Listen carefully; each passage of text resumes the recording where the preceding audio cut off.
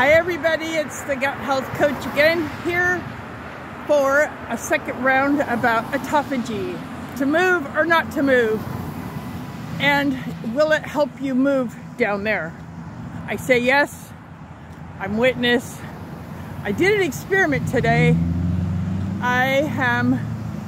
So let's see, four and a half days ago, I started a gut reset fast. And the more I learn about these things, the more I find myself deciding to do it every week for 2 days at minimum. 3 is needing supervision. I don't want 3. So I do 2.5. I'm such a rebel. Anyway, so I was feeling amazing during the fast, and I eat a diversity of plants thanks to Will Bulsiewicz, the Gut Health MD, Dr. Will Bulsiewicz, and Fiber Fueled and Fiber Fueled Cookbook and Microbiome 21 Challenge. I love that challenge. It's only $37 and I learned so much. Anyway, hi. Shout out to Dr. B. Back on track. So anyway, okay, so where was it? Oh, so I'm eating my diversified feast, breaking my 2.5 day fast. I made some special bowls and entrees and dressings in honor of it, like even a horseradish cream sauce. Like, it was a thing. I had a feast and I was great. Like, it was so cool. It was like my stomach wasn't even hungry until I started to eat. And then the rumbling was so intense. Like, the gut bugs were just gobbling that up. Because I was flooding my system with seeds, probiotics. And oh my God, do I love their probiotics and their philosophy in their packaging. Anyway, so I was taking 2 a day, twice a day, instead of 2 a day, because I'm up to that part normally. Start out with 1, and it was really great. Like, I was so cognitively aware, and the autophagy was phenomenal. Like, it was amazing. I felt like I was urinating more fuller. It was just great. Like, no symptoms other than flow, right? And then I had that meal, and that meal set so well, and I had, I don't know, at least 13 plants. And then I ate only 1 meal the next day, because I'm learning the value of the almost complete fasting in Intuitive Fasting book. That's another great book. And anyway, so I tried it, because I thought, wow, I wonder, you know, like, if this worked. I broke my fast. I'm medically safe. I don't need to be supervised. So let's do this and eat 1 meal today. So, because of my diversity of plants, God love them, I don't know what it was or what the culprit was, but holy crap, I started having mucus. I'm serious, like mucus to where I couldn't even talk. It was like interrupting my throat. And I'm trying to think of what other symptoms. That was the most. Oh, I got, before I was even done eating, I almost fell asleep, like literally eating. I haven't done that since I used to go comatose from sugar. So that was another symptom. And what else? So this is the power in fasting too. It's like I did a mega elimination diet of everything. And so what I ate, I have a feeling it's the white beans, to be honest. I don't know. There's just something in my gut bugs that tell me it's the white beans. But I had barley. I had barley too. So like I had barley, and so one thing about barley is it's gluten, and I am diagnosed still with osteoarthritis. That's something that that's the kind of arthritis that you can't actually cure the actual damage of. Like osteoarthritis causes damage, and other arthritis can actually be cured. If you want to know more, I'm happy to meet with you free. Anyway, where was I? Oh, so barley is a gluten, and you're supposed to stay away from it for the first 3 weeks. And I haven't done that yet. I keep craving gluten. It's so bizarre. And so anyway, I actually craved the barley. I thought, ooh, I have this cooked. I'm going to try it. I don't care what Susan Blum says. Healing Arthritis, another amazing book. So, God, I'm really a book nerd, aren't I? I just noticed that. Like the last video I was talking about how not to age, and now Fiber Fuel. I might as well throw Brain Warriors Way and Brain Warriors Way cookbook out there, because Dr. Amen and his wife are healing people and taking names, and 200,000 MRIs of people improved or cured for mental illness, ADHD, Alzheimer's, dementia, brain and gut health, man. It's where it's at, I'm telling you.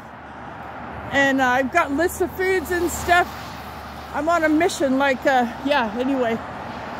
So, it may be the barley. So, this is the power in autophagy with that. This morning, so that was yesterday, by the way. So this morning, I started getting cramping and like stuck gas symptoms. And I haven't had that in almost 8 months since I started whole food, plant-based, no oil. And I might have want to add, the reason why I decided to do this fasting, for a lot of reasons, but mainly because I broke my plantricious lifestyle for my Celtic heritage Samhain and ate some ancestor food, which was oil and fish. Really healthy fish, really healthy certified Italian oil. No, my body said, no, no, you don't. Oh, this is what we're gonna do. And I started feeling disoriented, dizzy, fatigued, like overnight. I'm not kidding you. Moody, irritable, agitated. Man, I'm telling you what, I went through my cupboards. I threw away every single food that is just plantricious and went back to whole food, plant-based, no oil, salt, sugar, well, refined sugar, minimal salt. Like if I need it to bake a ½ teaspoon, I will. Or I use miso. Sometimes I'll use Bragg's. It's not recommended by Dr. Michael Greger. But I'm telling you, following How Not to Diet, and How Not to Diet is actually what I followed. I haven't listened to How Not to Die yet. Man, How Not to Diet itself is 24 hours. But you know what? It's great exercise material. That's what I do. I pop in an audiobook and I'm good to go. My brain's taken care of, my body's taken care of, and I'm good. Anyway, like, do you see my mood? Like, I was like fearful of lack when I left the house. Now I'm so like, it'll happen the way it's supposed to happen. Like, my mood is like totally changed. So anyway, back to autophagy. So what's happened that I wanted to pop in here and talk about while it's happening, it is the most amazing thing. So it's a movement for real, but not down, up, up. So what's happening, I'm getting these like twisted knot, cramping, gas pain, like, oh, is it ever gonna stop feeling, not real intense pain, but like stuck. And I'm not used to that. Like, I'm proud of my epic poops, and I'll talk about it all day long. I'm a proud pooper posse, you bet. That's coming up. We're gonna take videos or camera pictures and have contests. You wait. Anyway, so what's happening is, so I'm getting that feeling, and I've noticed I intuitively calm my mind instead of get anxious or irritable that I'm having gas pain again, because I used to get it really bad. end up in the hospital. No oxygen in my intestines.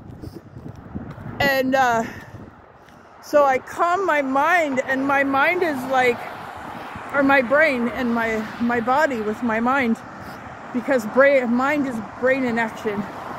We can tell our body what to do with our mind connection with our spirit. Go figure. Anyhow, so calm my mind, and I really do notice, like, it helps not react and just be aware, like become an observer. And I'll be darned if I literally physically don't feel the release of the stuckness and the movement up, not down, up.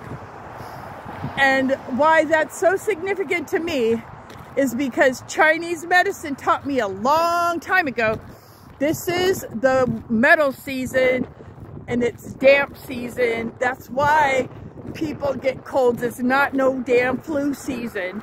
It's having to move the qi, the stagnant qi, out of the lungs.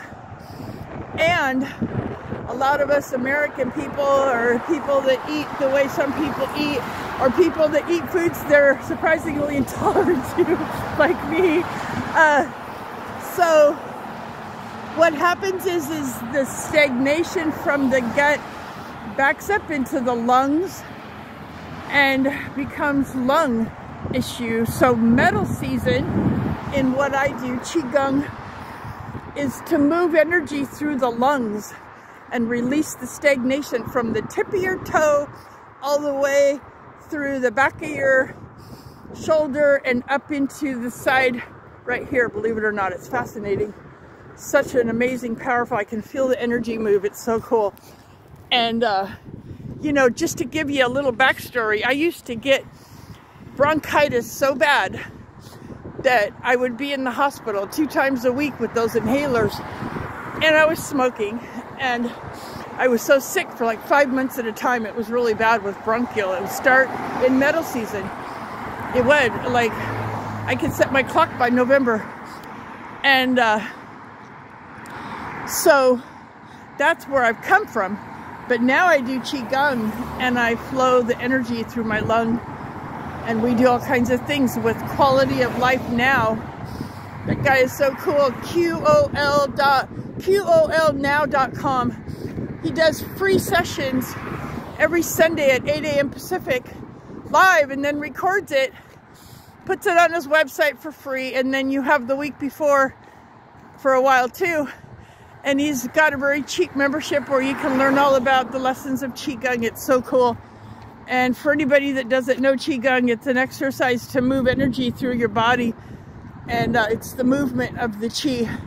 Actually, some Asians call it Qi. And my physical therapist, for one, she didn't know what I was talking about. It was funny.